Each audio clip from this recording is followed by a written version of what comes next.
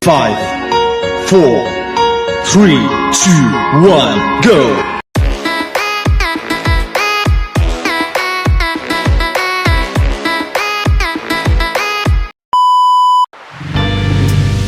Hello guys! Welcome back muli sa ating channel. This is Weng BTE, ang inyong plantita.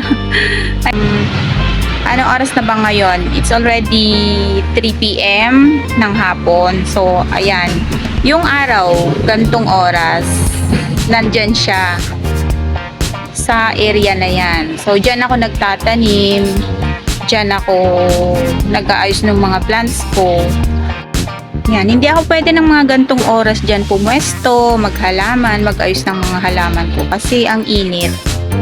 Ayan, sumasakit ang ulo ko kapag masyadong nakabilad, kaya iniiwasan ko na. Dati nagpapayong pa ako dyan pag ako'y naghahalaman na pwesto ako dyan ng mga gantong oras. Nagpapayong ako pero nadala na ako kasi sumasakit talaga yung ulo ko. So ngayon, may papakita lang ako sa inyo. Kaya ako'y nandito. Tara, puntahan natin. Ang gulo. Magulo yung garden ko dito. Magulo yung side na to. Sabagay, kahit saan naman. Sa area ng garden ko dahil masikip nga.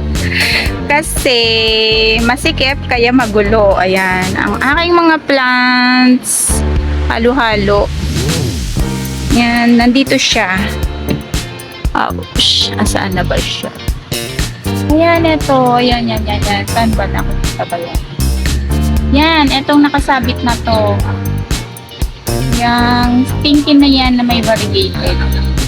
Variegated stinky. Dahil kasi dyan, tinusok akong bayan yung Fairy Castle. Ayan na siya, ang Laguna. Ngayon ko lang nakita, kaninang nagdilig ako kaninang umaga. Nakita ko siya, ang Laguna pala niya. So, kailangan na niyang mailipat, iripat sa separate na pot para hindi niya na-absorb yung ibang nutrients nung nakatanim dyan. So, wait lang guys, kukunin ko lang. Ayan, eto na siya. Ang laki na niya, oh. Ang taas na niya. Samantalang, ang liit lang nito nung nilagay ko dito, tinusok ko. Ayan siya. Na-absorb na niya talaga yung nutrients nila. So, kailangan na rin maisaayos tong mga stinky na to.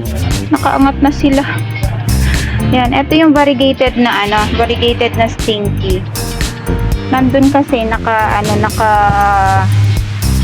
may nakaharang, hindi ko laging nakita. Kaya yan yung itsura niya, oh. Kailangan na siya talagang iripat. O, dry na yung iba, nalalaglag na. O, yan. Madali lang naman mabuhay tong stinky na to. Kaya, aayusin na lang natin. Iriripat natin tong Fairy Castle na to.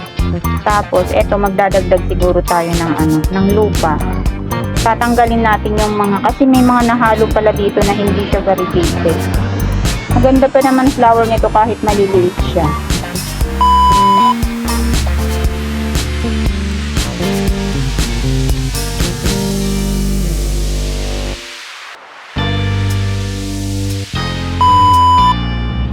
Ayan, ayusin na natin to guys kasi nasisira na yung variegated ko. Nawawala na siya ng kulay.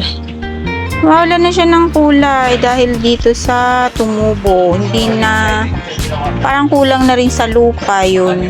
Kailangan ko na talaga siyang iayos kasi kawawa naman yung variegated stinky ko. Ito, ang laki-laki na niya, oh. Ayan, ang laki-laki na niya. Ayan, oh. Ang laki na, kailangan ko na siyang ilipat.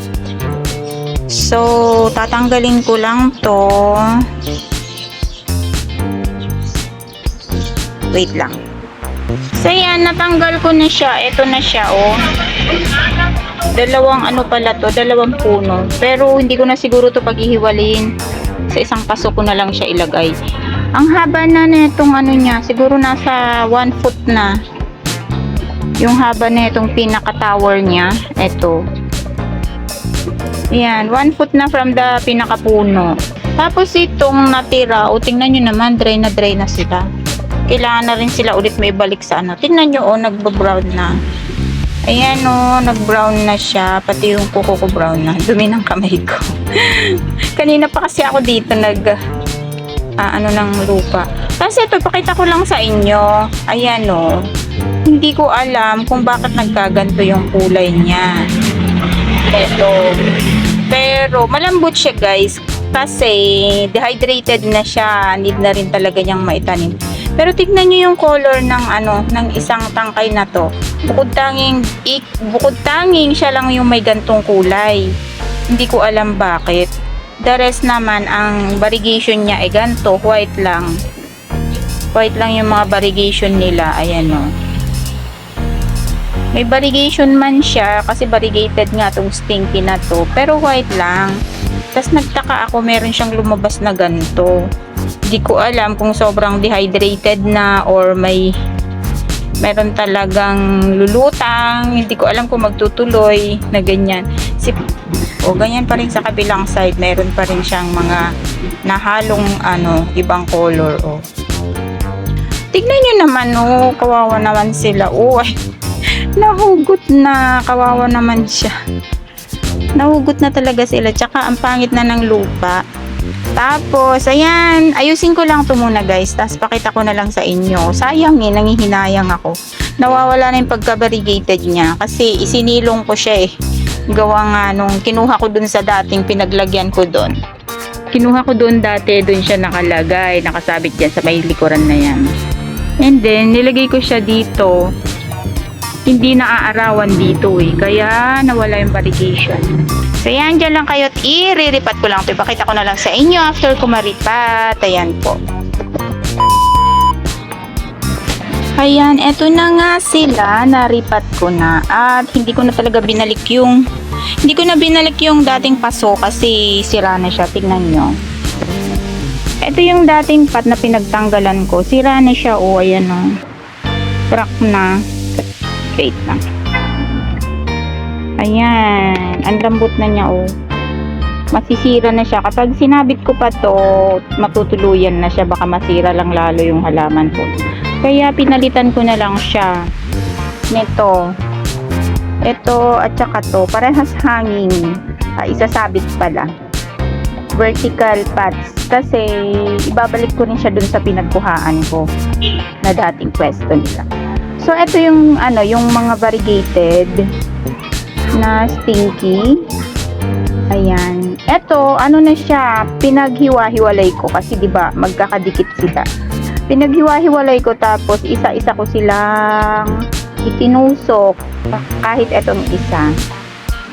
Tapos, ito yung pure na green kasi may nahalo talagang pure na green doon. Alam ko may itinusok akong pure green doon sa paso niya. So, mayroon akong ito, marami akong ganito din na nasa ibang paso.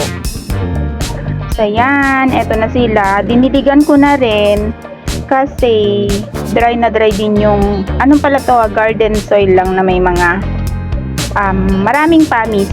Etong ginamit ko. Loam soil na maraming pamis. At saka to, yan. Yun lang yung media nila. Hindi naman siya maselan. Di naman maselan tong mga stinky na to. Mabilis lang din naman siyang makarecover kapag nakatanim na.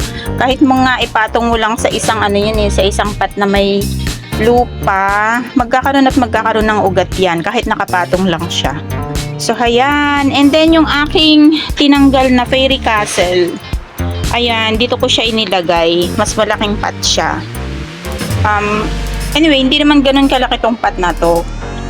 Ayan.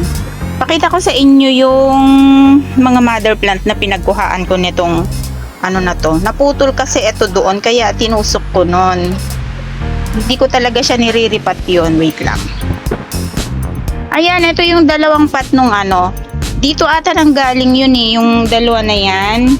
Dito, alam ko dito nang galing nun yun. May naputol kasi nung time na yun. Kaya, itinusok ko siya. Ayan, si Fairy Castle. Etong pat niya, pamula itinanim ko sa akin, eto na sila. Hindi ko nililipat sa mas malaking paso kasi nga as I've said, ayaw ko silang lumaki ng husto. So, ito, madalang din siyang madiligan. So, kaya tingnan nyo yung ano. Tingnan nyo yung focus. Tingnan nyo yung mga maliliit niya. O, nagba-brown siyang ganyan. Pero hindi brown na patay yan. Buhay po yung mga yan. So, yan. Ang aking fairy castle, actually, 3 dati to eh. 3 pot siya. Yung isang pot, yung pangatlong pot, excuse, niregalo ko dun sa isang office mate ko. Kaya yan, 2 na lang yung natira sa akin. Excuse, ayan. Tapos, ayan, madadagdag to, tong isang pot na to na 2 piraso. 2 piraso na nakatanim. Ang bilis nila, namalayan ko na lang ano na siya. Ganto na itsura. Pero ang ganda ng tubo niya. Ayan o. Ayan. Ang aking mga fairy castle.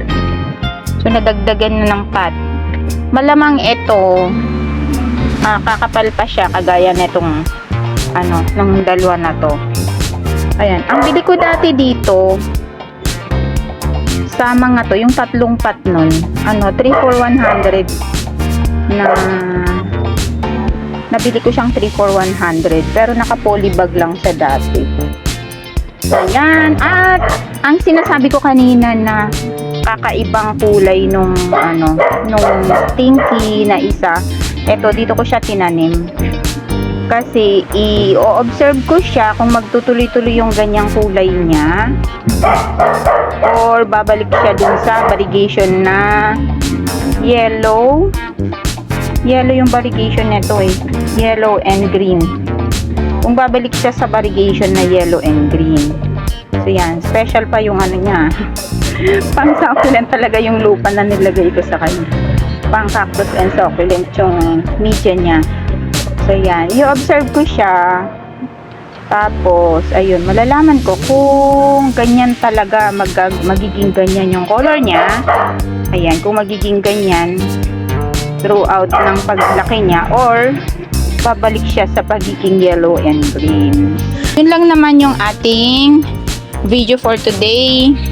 Niripat ko lang yung aking ano, stinky na ano na dehydrate na kasi inaagawan na ng lakas ni fairy castle. Ayan. So itong mga stinky na to, i-update ko na lang kayo kapag lumago na sila. Meron pa akong ibang variety ng stinky na ano, na tanim. Maganda kasi yung mga bulaklak ng stinky na to, kahit sabihin mong maliliit yung mga flowers, pero magaganda siya. Ayun, hanggang dito na lang ang ating video for today. Maraming salamat. Inabot na naman po ako ng ano, padilim na. Ayan, thank you so much for watching. Maraming salamat sa mga bago pong nanonood sa aking mga videos na hindi pa po nakaka-subscribe. Please do consider to subscribe and click the notification bell all para ma-notify po kayo in case na may bago akong i-upload na mga videos. And sa mga nagsusupport po sa aking mga videos, sa mga nagpi-play, sa mga nagwa-watch na mga kaibigan ko from Plant Lover Groups, ayan, nag-love shoutout sa inyo. Maraming salamat. Sa Team Promote headed by Sis Nori Oganyo Official, maraming salamat. At sa Team Bakbakan, ayan, thank you so much po sa inyong lahat, sa inyong palaging panonood sa aking mga uploaded videos. Ayan guys, papaalam na ako. Weng BTE is saying bye-bye for now. See you on my next video. Ayan. Thank you so much everyone. Ingat po tayong lahat. God bless. Love you all. I love you.